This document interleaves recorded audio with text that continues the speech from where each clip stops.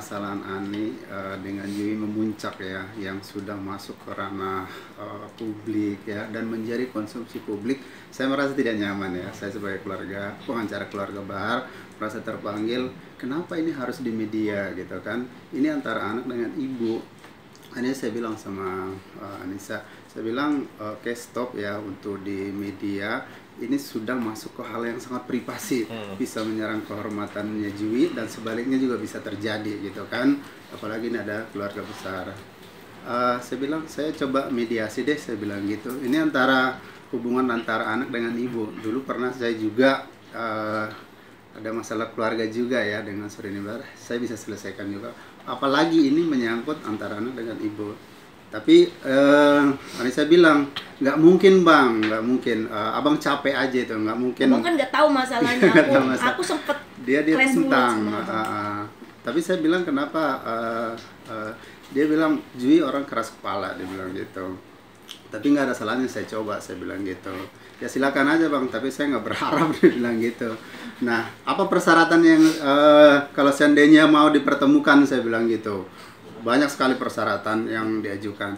Saya bilang persyaratan-persyaratan yang daftarnya itu banyak, saya hanya 2 yang saya terima ya. Dari yang lainnya itu sebetulnya saya tahu bahwa dia bagaimana seorang ibu melindungi anaknya ya. Saya tidak bisa ceritakan apa daftarnya gitu. Tapi saya bisa simpulkan bahwa seorang ibu ingin melindungi anaknya dan memberikan yang terbaik untuk anaknya. Nah, yang kedua itu ketika saya sampaikan sama si Jui, dia tidak mengajukan persyaratan apa-apa. Cuman dia bilang, ya saya sayang sama mama. Tapi ketika saya tawarkan untuk bersama-sama pada saat lebaran kumpul di rumah neneknya, dan juga sekaligus melihat neneknya, saya bilang, wih kangen gak sama nenek? Kangen, dia bilang gitu. Ya udah nanti datang ya.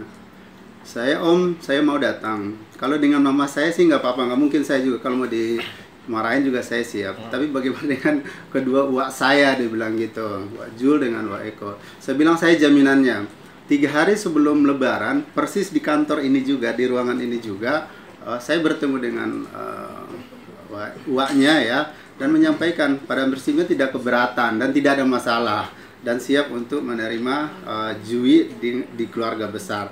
Dan akhirnya pada hari hanya pada saat Lebaran, dengan garansi dan jaminan saya, Jui mau datang, walaupun sebetulnya di detik-detik terakhir dia juga sempat matikan handphone. Masih benar nggak sih saya bisa diterima di keluarga besar, sementara sudah tidak boleh pakai nama, sudah terlalu trauma bagi dia.